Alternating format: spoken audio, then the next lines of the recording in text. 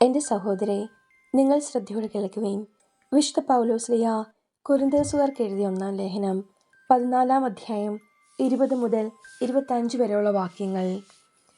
സഹോദരരെ, ചിന്തയിൽ നിങ്ങൾ ശിശുക്കളായിരിക്കരുത്.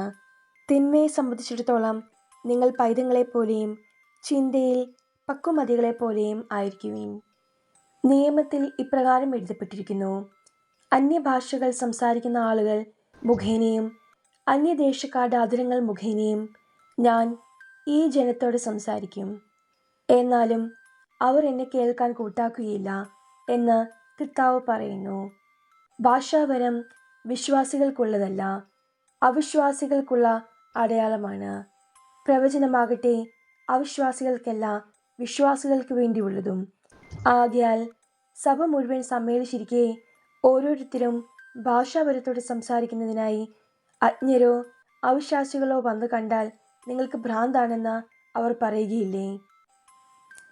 എല്ലാവരും പ്രവചിച്ചുകൊണ്ടിരിക്കുന്ന അവസരത്തിലാണ് ഒരു അവിശ്വാസിയോ അജ്ഞനോ അവിടെ വരുന്നതെങ്കിൽ തന്നെ വിധിക്കാനും പരിശോധിക്കാനും ഹൃദയരഹസ്യങ്ങൾ വെളിപ്പെടുത്താനും നിങ്ങൾ അവന് കാരണമാകും. അങ്ങനെ അവൻ സാഷ്ടാംഗ പ്രണാമം ചെയ്ത് ദൈവത്തെ ആരാധിക്കാനും ദൈവം നിങ്ങളുടെ ഇടയിലുണ്ടെന്ന് പ്രഖ്യാപിക്കാനും ഇടയാകും. ദൈവമായ കർത്താവിന് സ്തുതി. വിശുദ്ധ മാർക്കോസ് അറിയിച്ച നമ്മുടെ കർത്താവ് യേശുമിശിഹായുടെ പരിശുദ്ധ സുവിശേഷം 6-ാം അധ്യായം 1 മുതൽ 6 വരെയുള്ള വാക്യങ്ങൾ. യേശു സ്വദേശത്ത് അവഗണിക്കപ്പെടുന്നു. യേശു അവിടെ നിന്നും പോയി സ്വന്തം നാട്ടിലെത്തി. ശിഷ്യന്മാർ അവനെ അനുഗമിച്ചു. സാബത്ത് ദിവസം സിനഗോഗിൽ അവൻ പഠിപ്പിക്കാൻ ആരംഭിച്ചു.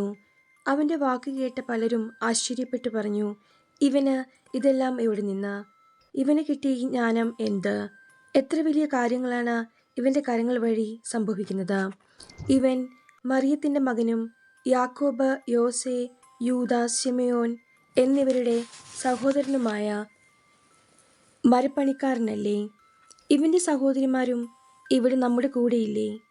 ഇങ്ങനെ പറഞ്ഞ് അവർ അവനിൽ ഇടറി. യേശു അവരോട് പറഞ്ഞു, സ്വദേശത്തും ബന്ധുജനങ്ങളുടെ ഇടയിലും സ്വഭവനങ്ങളിലുമല്ലാതെ മറ്റെങ്ങും പ്രവാചകൻ അവമതിക്കപ്പെടുന്നില്ല.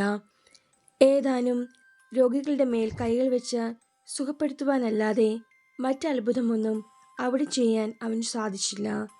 അവരുടെ വിശ്വാസരാഹിത്യത്തെക്കുറിച്ച് അവൻ വിസ്മയിച്ചു.